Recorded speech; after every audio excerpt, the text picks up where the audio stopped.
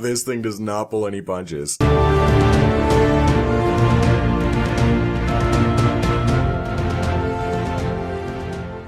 Hey guys, it's G from the F Word here to review Devilman Crybaby. Now, Devilman Crybaby, essentially we've got demons that live on Earth. They are kind of infiltrating people, using them as vessels to get higher and higher, and slowly working on essentially eradicating the human race and taking over, getting themselves into human bodies and merging themselves with people of power and influence and all that stuff. We start off with our two characters, Akira and Ryo. Now, Akira is a kind of soft but compassionate kid, while Ryo is a very just cold, calculated kid. How these two are friends, no one knows. One's trying to get the other to see their point of view, and they're just trying so hard to be like, listen, I understand this thing's gonna die, but you gotta feel something. I still feel something, even though it was gonna happen. While the other one's like, you knew it was going to happen, why do you even care? That's the type of relationship that they have. That's why they call him Crybaby. You can kind of see how we're going to get to our first half of the title, right? So they grow up, Akira's on the track team with one of his good childhood friends, Miki,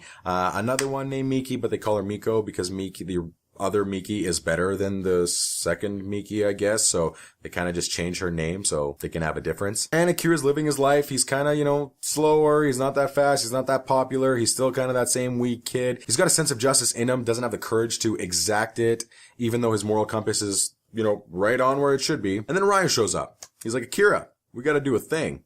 And that thing is stabbing people with bottles and unleashing demons. Okay. They go do that at a club where an orgy's going on, like full blown. You see stuff. A lot of stuff. Like I said, they don't pull any punches in this thing. And eventually a demon starts chasing Akira. What happens is this demon ends up merging with Akira, and Akira turns into the Devilman. Devilman Crybaby. Devilman Crybaby. I could probably stop it here and just go into the good and the bad, but I'm just going to explain a few other things first. Now, Ryo has been hunting down these demons, trying to find them, source them out, and kill them, and Akira is now there to help him do that. Like I said, these demons are out in the public in high-end positions, and people don't know who they are. They're taking over bodies and trying to take over, and Ryo's out to stop it, and Akira goes full demon and helps him. But then Ryo does some questionable stuff that Akira doesn't like, because he's still a human. Devilman. He still has a heart. There's a difference between just the demons that are instinctively evil and just go out and kill for survival purposes,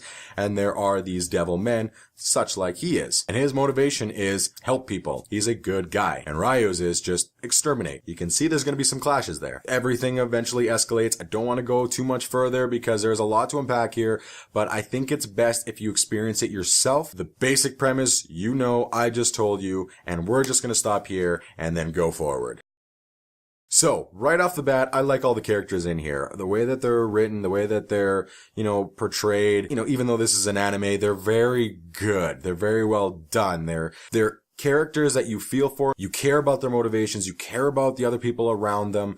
A lot of the imagery that they have in here is extremely visceral, but plays into the characters themselves and where essentially their hearts lie. This show is essentially a show about what it means to be good and what it means to be evil. And there's one character in particular who I think displays the good the best and could very well be our prototype on what it means to be good. And that's Miki. Miki as a character is the physical embodiment in this show of good. Everything she does, regardless on if she's had people diss her, bash her, whatever it is, she still loves them the same. She knows this other Miki is jealous of her, but she still treats her the same. She still treats her with love and compassion, and she understands it, but she gets it. And she really plays a big role with Akira, not just as someone Akira cares about, but as his heart. She is Akira's heart when he is battling being a demon and being a human. That's at least what I got out of it. So the characters are really good. The writing was really good. Visually, this thing is just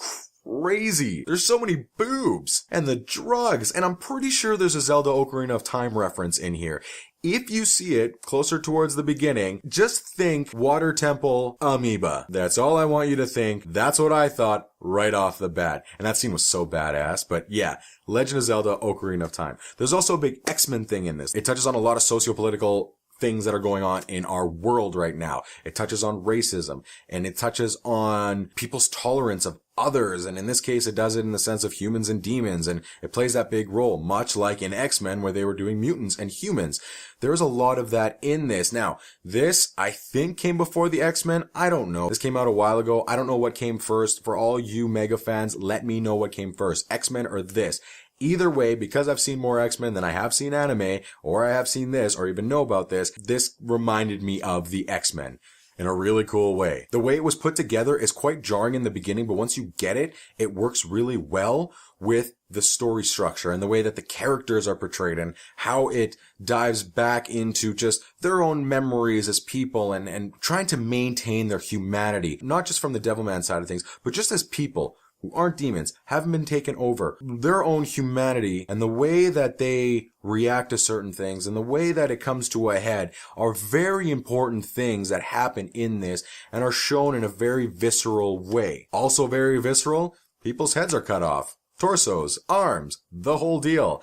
This thing is super gory, but all in all it works. As crazy as it is, it works. It's disturbingly beautiful, if that makes sense. So yeah, there's a lot of good things about this. I can't really find any negatives. And whatever I can find, I'll try to add here.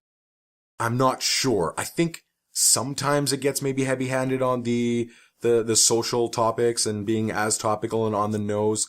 But again, it's part of the story structure and it's done in such a cool way. It is very biblical. There's a lot of biblical subtext in this and there's a lot of symbolism in this, which is very apparent. So a couple of the times, sure, it's a little bit on the nose. I'm really reaching here. I would say that would maybe be the only one where it does kind of beat you over the head on some of these things. But really in today's climate, no more than anything else that's out there. And I think one more somewhat negative is that there are a couple things that happen, a couple of battle scenes that happen, and this could be just the style, so it could be my own ignorance to the genre itself. As things are progressing, all of a sudden it's just cuts. Next scene, we move on. So a couple of scenes just went boom, boom, boom, boom, when I was expecting just a hair more. Guys, this is a really good, surprisingly funny, super gory, very erotic anime show, but I think you really need to see it. Having a different perspective on things, visually it's beautiful, and it's also just a really well put together show. And if you like anime, you should love this. I really hope they don't try to make this a live action because I don't think it'll work. This is definitely something that's worth taking a look, and it's definitely worth your time. Guys, that's my review of Devilman Crybaby. Let me know what you think of it in the comments below. Let me know if you've caught some of those references I said. That Zelda one, I'm on that one. You can find me on Twitter at the F-Words G. You can always email us at the FWordPodcast@gmail.com. Make sure you hit that subscribe button and hit that like button. And make sure you're following Entertain Facts on Instagram for more content from us. We do our live show about once a month. I think that's our new target. We sit down. It's in lieu of the news wrap up. We talk about some of the news topics and it's just a good time. And I'm going to catch you on the next one. I'm G and I'm out.